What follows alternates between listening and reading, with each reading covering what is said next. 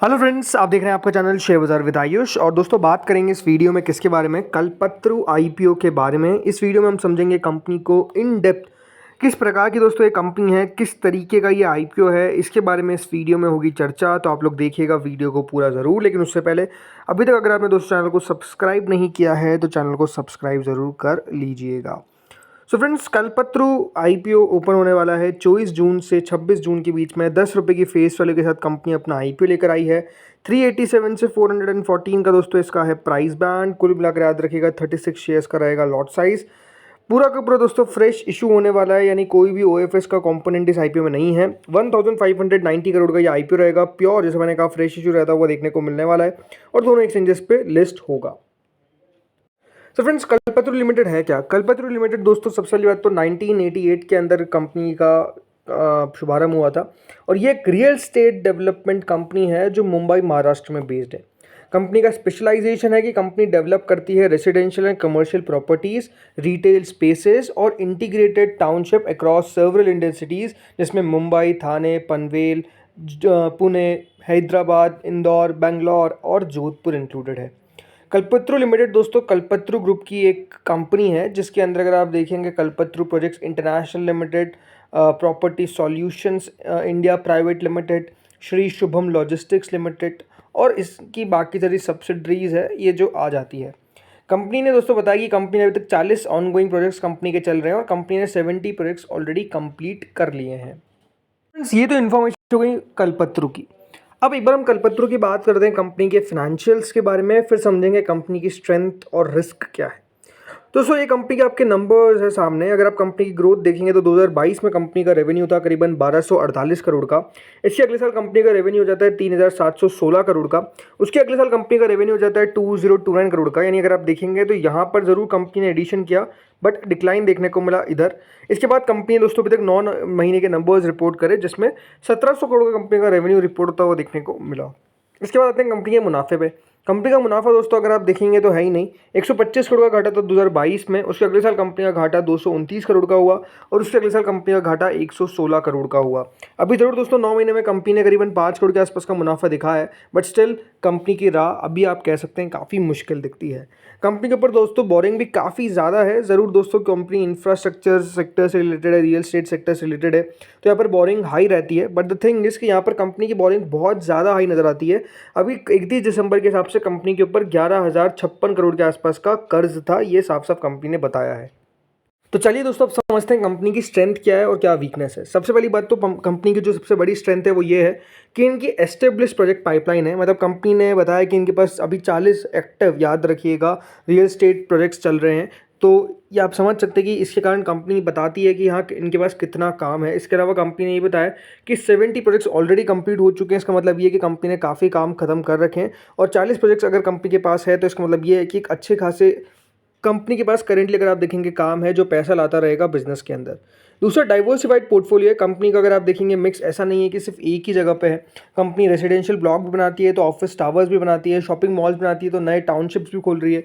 तो ये चीज़ें दिखाता है कि हाँ, कंपनी ने रियल एस्टेट के अंदर भी अपने आप को डाइवर्सिफाई कर रखा है। ऐसा नहीं कि सिर्फ एक ही एरिया ऑफ एक्सपर्टीज़ है कंपनी की। अलग अलग जगह अगर आप देखेंगे कंपनी काम करती हुई नजर आ रही है, अलग अलग चीज़ें बनाती हुई नजर आ रही है, जो अपने आप में आप कह सकते हैं बढ़िया है। अगर कोई भी डाउन टर्न आता है किसी एक जगह पे, तो ऐसा नहीं कि कंपनी सिर्फ एक जगह पे डिपेंडेंट है। कंपनी हो सकता है कि अगर रेसिडेंशियल ब्लॉक कम बन रहे हैं तो ऑफिस टावर्स की तरफ चल जाए, शॉपिंग मॉल्स कम बन रहे हैं तो हो सकता है कि नए टाउनशिप्स क्रिएट करना चालू कर दे। तो ये सारी चीज़ें दोस्तों दिखाता है कि हाँ, कंपनी का डाइवर्सिफिकेशन बढ़िया है। तीसरा, कल्पत्रु ग्रुप का सपोर्ट है। देखिए, क्योंकि कंपनी कल्पत्रु ग्रुप से आती है और अपने आप में एक बड़ा नाम आपको देखने को मिलता है ये इंफ्रास्ट्रक्चर और रियल एस्टेट वेंचर्स के अंदर।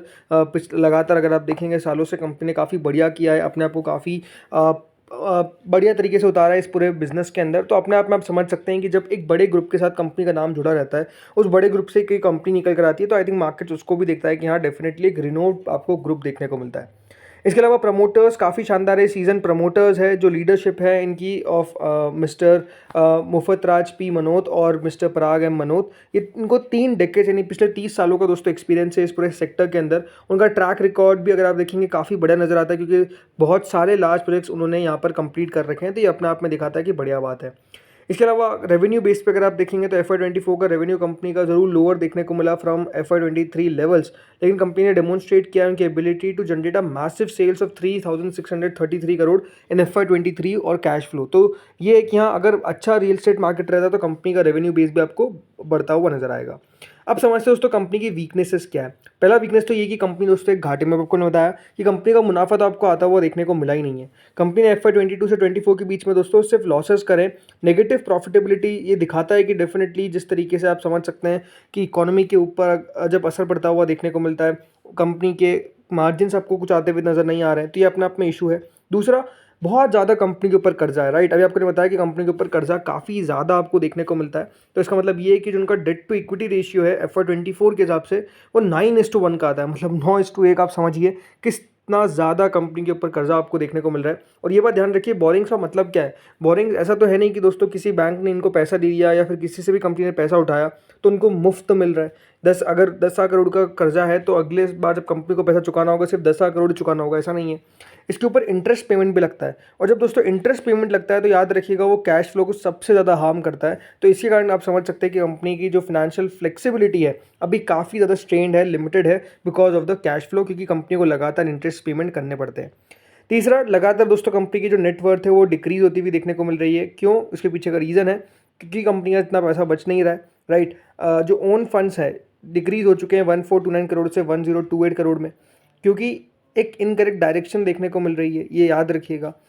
पोटेंशियल है कंपनी का, it is the potential to limit future funding और कॉज रेगुलेटरी प्रॉब्लम्स, मतलब अगर कंपनी के लगातार उनके पैसे खत्म होते जाएंगे तो फिर प्रॉब्लम देखने को मिलेगी। इसके अलावा रियल स्टेट मतलब रियल स्टेट भी याद रखिएगा दोस्तों एक ऐसी जगह है जहाँ पर आपको ओवरऑल ऐसा नहीं है कि हर जगह हर टाइम आपको एक स्मूथ रोड देखने को मिलेगा, राइट। ये भी एक साइकिल की तरह है, मतलब अगर आप देखेंगे ज़रूरी बात नहीं है कि हर बार ऊपर ही रहे, कभी कभार नीचे भी रह सकता है। सीजनैलिटी आप समझ सकते हैं।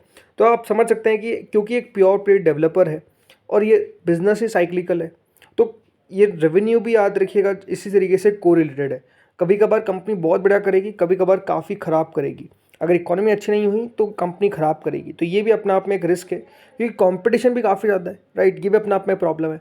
इसके अलावा IPO वैल्यूएशन भी दोस्तों रिस्क पे, क्योंकि कंपनी का जो करंट लॉसेस है, जो IPO वैल्यूएशन है वो याद रखिएगा 5.62 टाइम्स इनकी NAV पे। तो इसका मतलब ये कि रोबस्ट ग्रोथ अगर आती है तभी अगर कंपनी बड़ा कर पाएगी। अगर ग्रोथ डिसअपॉइंट किया तो स्टॉक दोस्तों हो सकता है कि अपने इशू प्राइस से भी नीचे ट्रेड करे। ये अगर आप देखेंगे एक रिस्क बता रखा है।